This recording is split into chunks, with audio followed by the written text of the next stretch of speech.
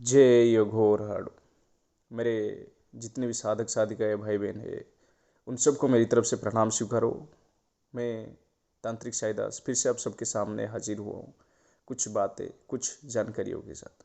कई दिनों से कभी कभार बीच बीच में एक मैसेजेस आ जाता है, मेल आ जाता है, उसमें लिखा रहता है कि गुरुजी यहाँ हमारी जगह पे हमें लग रहा है कि गड़ा हुआ धन है, पर हमें पता कैसे करें कि वहाँ सच में गड़ा हुआ धन है कि नहीं।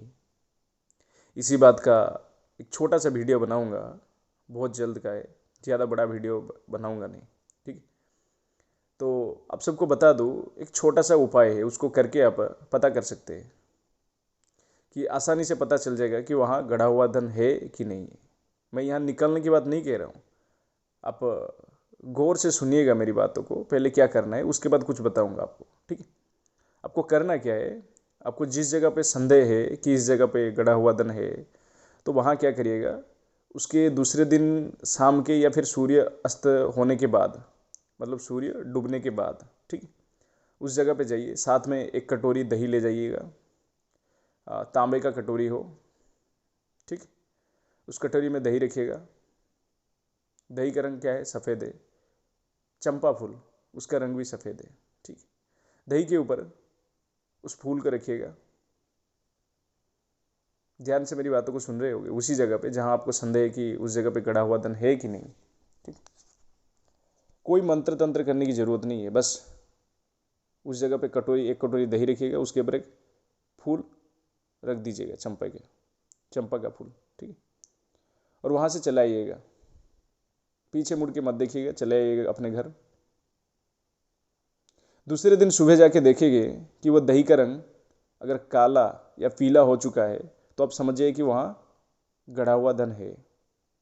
ठीक, इसके पीछे का राज है, दही को शक्तियाँ ग्रहण कर लेते हैं और शक्तियाँ ग्रहण करने के बाद उसके रंग परिवर्तन हो जाता है, पीला पड़ जाता है या फिर काला पड़ जाता है। अगर कोई इतर योनि है उस धन की रक्षा कर रहा है तो उस रंग दही का रंग काला पड़ जाएगा, और अगर कोई यक्ष वगैरह है तो उस दही का रंग पीला पड़ जाएगा। ठीक, कोई सात्विक शक्ति अगर उस धन की रक्षा करते हैं। और एक तरीका है हल्दी वाली दूध, यानी करना क्या है, जिस जगह पे आपको संदेह है कि इस जगह पे कोई गड़ा हुआ धन है, एक कटोरी दूध लीजिए। लोहे का बर्तन में नहीं, ध्यान रखिएगा, पीतल का हो। ठीक है, उसमें आप दूध लीजिए पहले, फिर एक चम्मच हल्दी मिला लीजिए, तो उसमें क्या होगा, एक हल्दी वाला दूध बन जाएगा जिसका रंग मतलब पीला कलर का होगा। ठीक, तो वहाँ उस जगह पे जाके उस सूर्यास्त होने के बाद रख के आ जाइए। ठीक, पीछे मुड़ के मत देखिएगा। वैसे ही दूसरे दिन आप जाके देखेंगे कि उसका रंग जो है काला या लाल, इन दोनों में से कोई सा भी एक रंग हो गया है, तो आप समझ जाइए कि वहाँ धन है और उस धन की रक्षा कोई कर रहा है। तो अभी मुद्दे पे आता हूँ। मुद्दा ये है कि कभी भी गड़ा हुआ धन ऐसे निकलना नहीं चाहिए ज़मीन से, बिना कोई तांत्रिक या बिना कोई जानकार व्यक्ति के अलावा। मतलब कोई अगर उस धन को निकालने वाला जानकार व्यक्ति है तो उसी के जरिए से, या फिर कोई उच्च कोटि का तांत्रिक है उसी के जरिए से ही निकलवाए। नहीं तो ये खतरा इतना बड़ा खतरा हो जाएगा, जबकि परिवार तक मिटाने का ताकत रखता है शक्तियाँ। ऐसे कई बार देखा गया है कि लोग बिना जानकार, बिना कोई चीज़ें, बिना कोई मंत्र तंत्र के लोग गड़ा धन की निकालने के लिए खोदना शुरू कर देते हैं।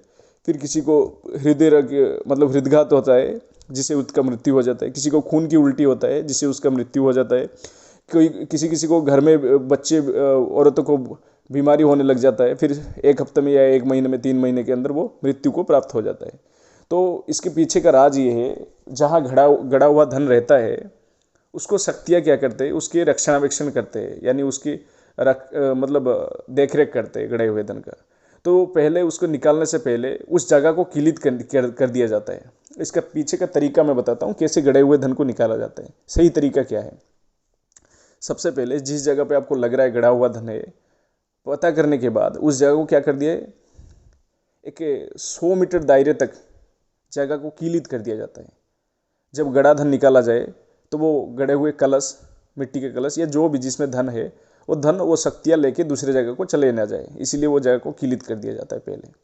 उसके बाद किया जाता है, शक्ति मंत्र से शक्ति को, जो भी वहाँ शक्ति है, एक तांत्रिक पता कर लेगा कि उस खजाने का रक्षणावेक्षण कौन कर रहा है, उसके खजाने का देखरेख कौन कर रहा है, चाहे वो यक्ष हो, चाहे वो गंधर्व हो, चाहे कोई भी शक्ति हो। तो वो तांत्रिक क्या है, अपने मंत्रों से उस शक्ति को बंदिश बना लेगा।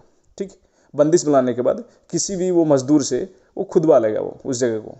ठीक, उसके बाद वो गड़ा हुआ धन निकाल लेगा। ठीक, उसके बाद उस शक्ति को खोलना भी होता है, और उसका जो भोग है, चढ़ावा है, जिस भी शक्ति को तांत्रिक ने बंदिश किया था, उस शक्ति को चढ़ावा देते हैं। फिर वो शक्ति अपने यहाँ से चला जाता है, फिर किसी को नुकसान नहीं होता है। फिर वो खजाने को सीधे इस्तेमाल नहीं किया जाता है, फिर वो खजाने का शुद्धिकरण किया जाता है। ठीक, शुद्धिकरण होने के बाद, तांत्रिक के द्वारा शुद्धिकरण होने के बाद उस खजाने का सोने या चांदी जो भी निकले मिट्टी से, शुद्धिकरण होने के बाद उस सोने का या चांदी का जो भी है उसको इस्तेमाल कर सकते हैं। ठीक, उससे पहले ना करें। अगर कोई जानकार इंसान नहीं है तो कृपया इस चीज़ को ना करें, क्योंकि बहुत ही सारे तांत्रिक, जो कम तांत्रिक जो है, मतलब छोटे मोटे जो तांत्रिक है, अपने जान तक गवा चुके हैं, जिनको कुछ ज़्यादा जानकार नहीं है।